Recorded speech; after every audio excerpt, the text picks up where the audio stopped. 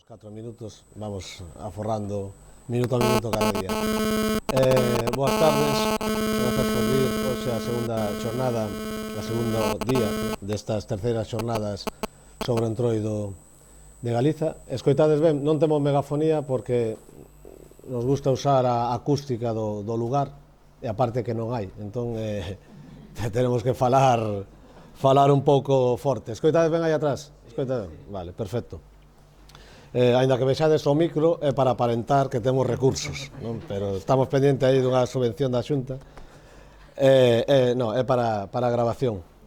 Como, bueno, o Entroido acabou, non? En teoría acabou, pero cando onte estaba vendo o xornal e vin que aínda había os restos, non, das expresións do Entroido e incluso auténticas entroidadas. De feito, onte puiden ver o vídeo de Iglesias Junior para promocionar Galicia. Pareceme unha das obras do surrealismo fantástico máis espectacular que se ten pagado con cartos públicos últimamente, e creo que esa é unha liña correcta para seguir promocionando o noso país e a nosa cultura, non? Seguir podendo facer eses audiovisuais de bacanais en mosteiros onde habería que pagar unha pasta por poder filmar e non ao revés, pero bueno. Non deixa de ser outro reflexo máis do araquiri cultural constante o que estamos sometidos e da calidade ou da indixencia intelectual da maior parte dos xestores do patrimonio cultural deste país, non? Que eu, dende aquí, fago isto porque xa o dixen onte, como é Entroido, se permite a crítica social, e se non lles gusta, pois alá eles. Eu, humildemente, nós facemoslle unha recomendación e é que, por favor, vou mirar a cámara, non intentedes innovar nada, copiade o que hai fora e xa está. No, pero non innovedes porque non estáis capacitados, entón copiade o que fan fora. Entón igual así podemos facer algo, non? Que era o exemplo que falábamos onte dunha exposición en Europa, pero deixarémolo para o final. Entón non me vou enredar máis co tema e vamos dar comezo xa a estas xornadas que hoxe veñen, como non podía ser de outro xeito, moi ben artelladas. Antes de nada, dar as grazas tamén ao Concello de Pontevedra polo apoio nestes 3 anos a estas xornadas de divulgación, especialmente a Consellería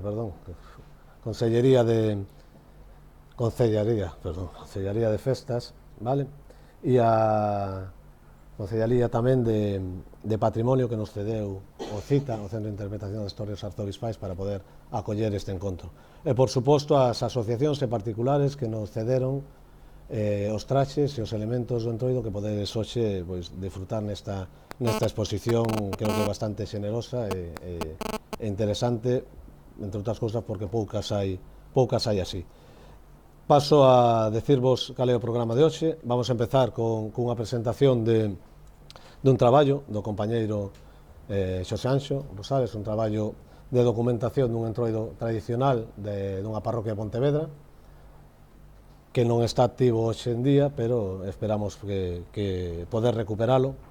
Continuaremos tamén coa presentación dun traballo, unha unidade didáctica sobre os xenerais da Ulla, que presentará Carmela Sánchez de Noga, que é a empresa que xestiona este centro de interpretación. Continuaremos con Xerardo Santomé, que nos falará do Entroido do Ío, e remataremos con Suso Fariñas falando do Entroido da Limia. E como colofón das xornadas, teremos unha actuación musical a cargo de de César Loureiro e de Carmen Gallego. Carmen Gallego é violinista e unha das poucas intérpretes de níquel arpa, e César, aparte de ser un luthier excepcional, é zanfonista, non? Dou paso xa directamente ao meu compañeiro, presentareino brevemente. Xosé Anxo Rosales, músico tradicional, membro da Asociación de Música Tradicional Los Lerenses, membro da Saga, e, entre outros traballos a corto, ten publicado As Madamas e o Sacrificio do Galo, sobre o entroido de Vilaboa, non? E este que presentamos hoxe, A Danza dos Labregos, estudo do entroido de Marcón. Decirvos que ambos os dous traballos, igual que as actas que presentamos onte, as actas das xornadas do ano pasado, tendelas a vosa disposición previo pago na taquilla. E xa está, paso a palabra e cedolle o micrófono para recollelo como Dios manda.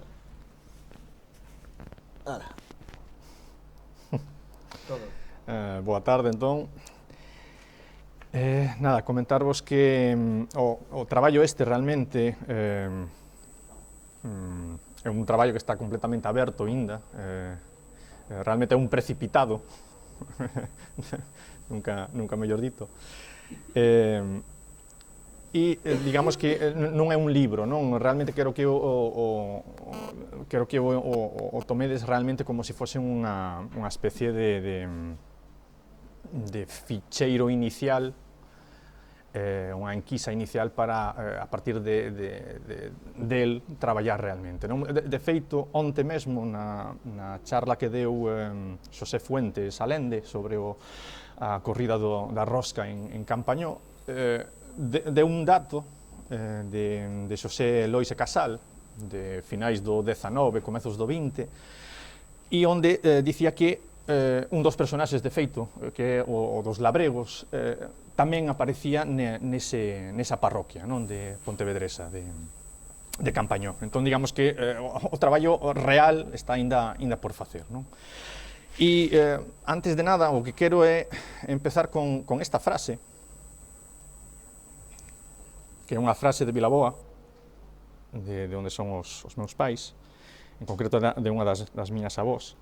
O pasado non a lembra, non? E digamos que para min é, digamos, que o que nos define como país, porque non aprendemos. A frase esta o que quere dicir é que debemos de aprender do pasado, non? Aprender dos erros do pasado. Pero nos caracterizamos realmente polo que eu chamo unha deforestación memorística, e máis que deforestación, e para os que queiran entenderme, é unha eucaliptización memorística o que sufrimos aquí. E entón, digamos que é isto realmente o que temos que combater, non? De feito, esta é a frase, digamos que sería a actitude que deberíamos de ter todos nós, non? Realmente, se algo me move a hora de sair afora e a preguntarlle aos veteranos, é justamente isto, non? Tratar de combater este esquecemento sistemático, belixerante incluso, que nos caracteriza como país, non? E centrándome a nivel da cultura e en concreto do entroido, que é o que nos trae aquí, para min, digamos que hai tres accións urxentes que deberíamos de emprender, non? Justamente para combater ese esquecemento. E entón, o primeiro sería o de completar a xeografía do entroido neste curruncho, non, do noroeste. E de feito, este traballo en concreto, o de sair a 3 kilómetros desta vila, entrar na parroquia de Marcón e descubrir ese entroido que se deixou de facer ala polos anos 60, inda que houbo despois posteriores intentos así tímidos de revitalizalo, é justamente un intento, justamente o primeiro pasiño, por dicirlo así, para completar esa xeografía que nos falta, non? Nos centramos en Laza, nos centramos en Vilaboa, no Ulla, pero se nos fixamos no mapa, hai zonas das que descoñecemos completamente, rexións das que completamente descoñecemos que clase de entroido había aí, non? E, por exemplo, en Vilaboa, en concreto, nos centramos en Vilaboa, pero descoñecemos que as madamas habías en Cangas, habías en Moaña, habías en Redondela, habías incluso na Canicouba, que pertence a Pontevedra, non? E entón é fundamental completar, ter unha visión xeral, non, do que é o entroido a nivel de Galiza.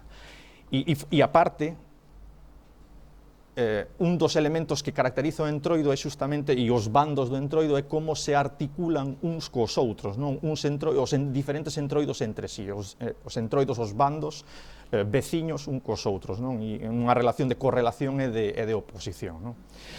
E nada, centrándome neste en concreto, xa digo, a primeira acción para min sería entón a de vital, fundamental, urxente, sería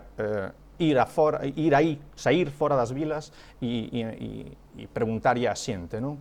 E entón, este entroido en concreto,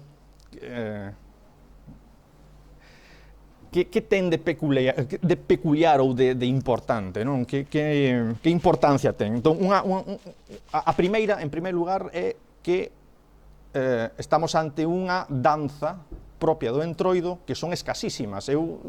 Polo que eu sei, só me consta esta, me consta a danza das madamas e galáns, cando as madamas mataban o galo e facían unha danza que era da familia das danzas de espadas, e a que ti chamas a danza xiróvaga dos de Mormentelos, alá por Manzaneda, non?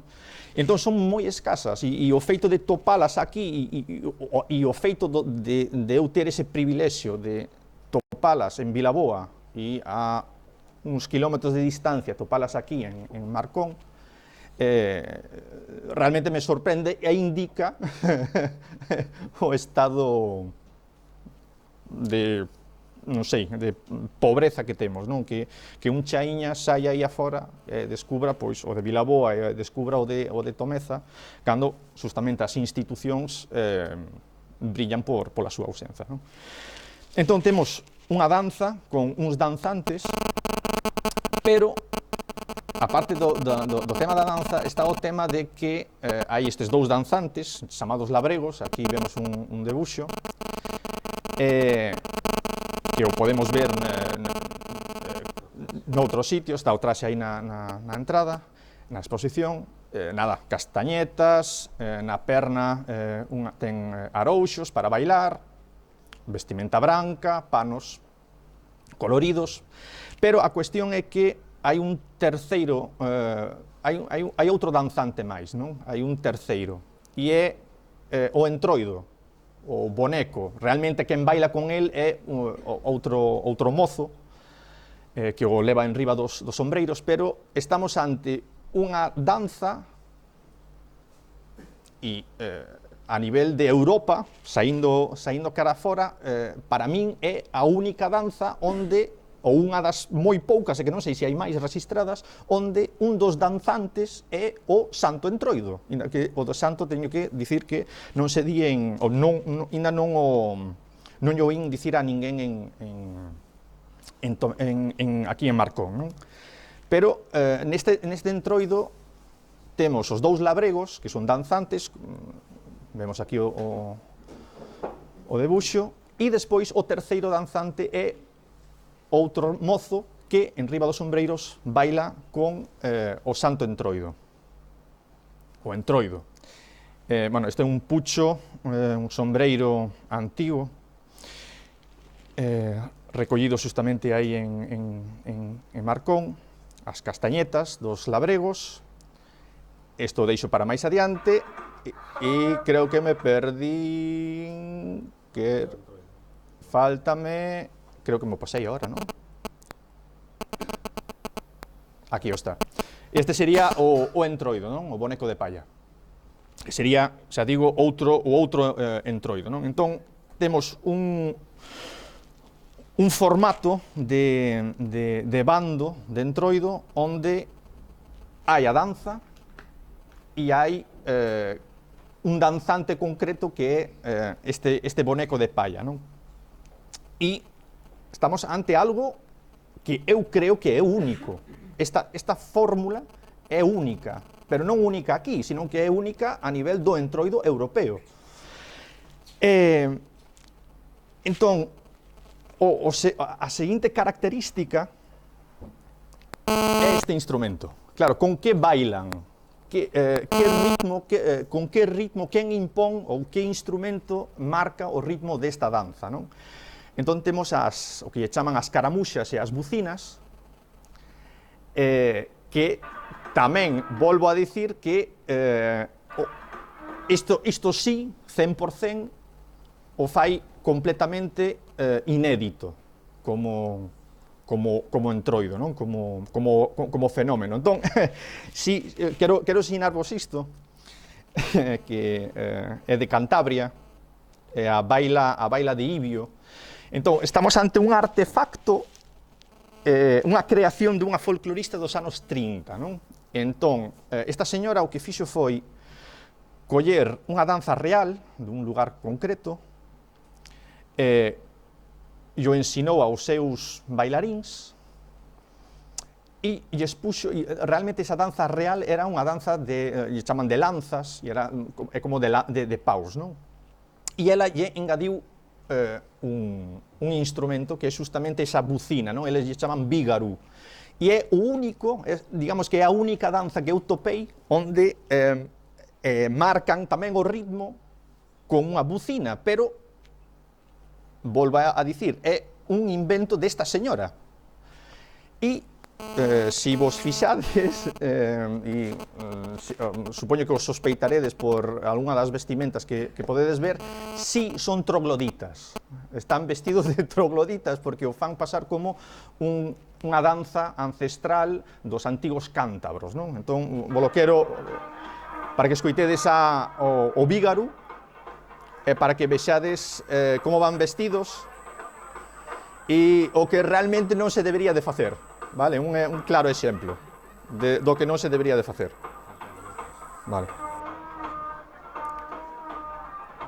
Vale, o que quero destacar é un artefacto, é unha creación de unha señora concreta que transforma unha danza real nisto que vedes, non? E o fai pasar como algo ancestral dos antigos cántabros. Vale, paramos. Entón, como digo, un danzante sería o entroido, o ritmo marcado por as bucinas, todo isto fai único, non? A outra importancia para min é que este entroido é como se fose unha especie de pivote, non? Que nos permite comparar e estudar outros entroidos, e por unha banda serían os entroidos xa estudados por Fraguas, na zona de Cotobade, e os entroidos da vila de Pontevedra e da vila de Vigo, con os labregos e os merdeiros, non? E digamos que este entroido nos vai a obrigar a regresar justamente a eses entroidos xa coñecidos, que sería, digamos, que esa segunda acción que debemos de facer, completar a xeografía do entroido daqui, justamente facendo novas catas etnográficas, e regresar aos entroidos coñecidos. Poñamos por caso as madamas de Vilaboa, poñamos Laza, por exemplo, ou o traballo de Fraguas. Hai que volver porque creo que hai moita cousa aínda por descubrir, non? E este entroido, por exemplo, como digo, nos obriga a volver a Cotobade e nos obriga a volver a facer traballo de campo justamente e a volver ás fontes a nivel dos entroidos de Vigo e de Pontevedra, non? E despois, e así xa remato, digamos que a terceira acción que debemos de realizar, non? Novas catas, volver ás fontes ou volver aos lugares onde xa hai entroidos coñecidos, e volver a recoller, digamos que tomar simplemente como enquisas o que hai publicado, isto incluído, telos como simples enquisas e a partir deses datos volver e insistir e engrosar os coñecementos, non? E despois a terceira acción, que tamén hai, tamén digamos que hai escaseza, aquí sería a de incorporar, digamos que a bibliografía europea sobre o entroido. E entón, neste sentido, considero que o etnógrafo ou o folclorista realmente é como se fose unha especie de péndulo de Foucault, non? Ten que ir dende a microetnografía, ten que bascular a macro, por dicirlo así, a macroetnografía, e despois volver, e sempre cando volva ao seu obxecto de estudo inicial, vai a volver, pero vai a volver, digamos que a un punto novo, non? Vai a ver a súa propia etnografía con novos ollos, non? E despois vai a volver a ter que bascular e volver a ir a esa etnografía europea, a ese macro, non? E tamén vai a volver a velo cos seus datos, vai a velos novamente con novos ollos, non? E o tema da bibliografía europea, quero dicir con isto, é que unha das cousas que facían, e este digamos que sería a última característica fundamental deste entroido, é que antes dos días grandes, que para eles eran o domingo e o martes de entroido, dende o Santo Amaro, 15 de xaneiro, polas noites, en Marcón, polas noites tocaban as bucinas para anunciar a chegada do entroido, non? E empezando baleirando a bibliografía nosa, descubrín de que isto era algo que se facía en moitos lugares en Ourense, facíase no norte de Portugal, e facíase tamén en Coruña, digamos que son os datos que eu máis ou menos conseguín xuntar, non? Entón creo que é un dos elementos casi descoñecidos do noso entroido, e eu creo que deberíamos de insistir nese punto, non? Como semanas antes do entroido, polas noites, basicamente, ou fundamentalmente polas noites, se anunciaba esa chegada do entroido. E no caso de Marcón era con bucinas, e noutros lugares era habitualmente ou con bucinas ou con cornos, non? Cornos de vaca, bueno, de bóvidos. E isto me leva entón ao de Europa, e vos poñerei aquí, son 2 minutos, e con iso xa finalizo. Vedes o que fan en Polonia, en Holanda, no leste, e aparte na fronteira con Alemanha, e na outra banda desa fronteira alemán, aí tamén o fan, non? Isto que vos vou a ensinar. E eles lle chaman o Med Vinterhorn Blasen, que é, digamos que tocar o corno da metade do inverno. Entón, 4 semanas antes do Nadal,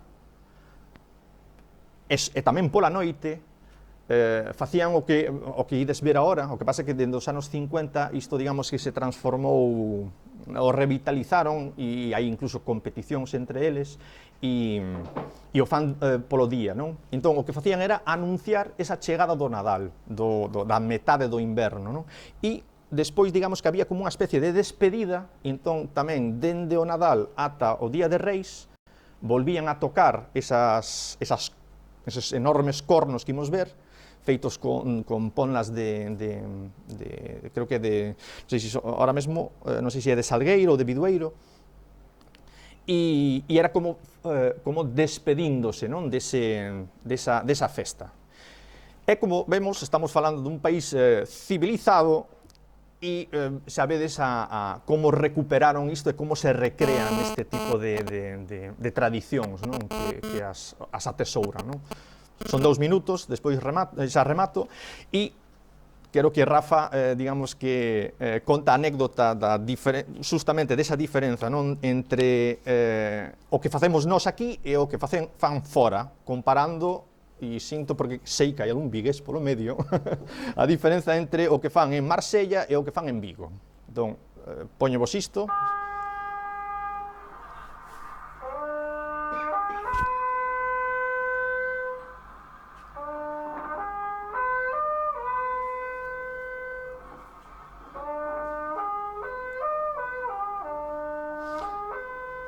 Entón, digamos que tratade de imaginarvos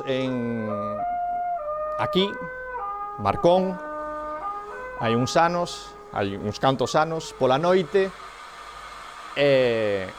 tocando xustamente con esas bucinas polas noites, non?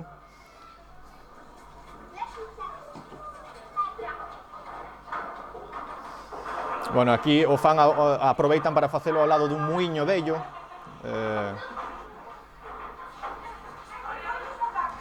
que funciona, que fai pan, que a xente visita.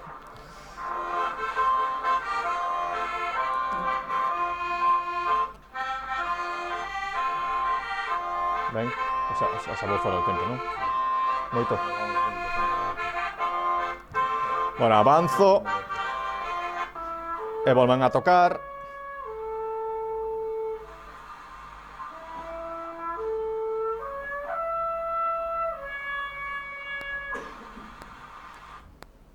O que quero, a moralexa é que nós tamén poderíamos facer isto, non? A tradición había, sabémolo ora, e todo o malo é poñerse. E podes contar a anécdota de Marsella versus Vigo. Bueno, xa o contei onte, o sea que os que repetides e des ter que aguantar outra vez a mesma anécdota, pero é significativa respecto ao que comentaba antes de que cando falamos do que facemos nós, nos referimos ás iniciativas públicas ou de promoción da cultura, non? O ano pasado, non sei se o sabedes, algo así, dende a SAGA, dende a Sociedade Antropolóxica Galega, colaboramos co Museo das Civilizacións de Europa, que está en Marsella. Hai que decir que a única institución, o único ente presente no Museo das Civilizacións de Europa en Marsella, de Galicia, é unha asociación cultural con 4 duros. Non había ninguna universidade, non había ninguna institución pública, non estaba xunta, nin se lle espera, ninguén máis, non?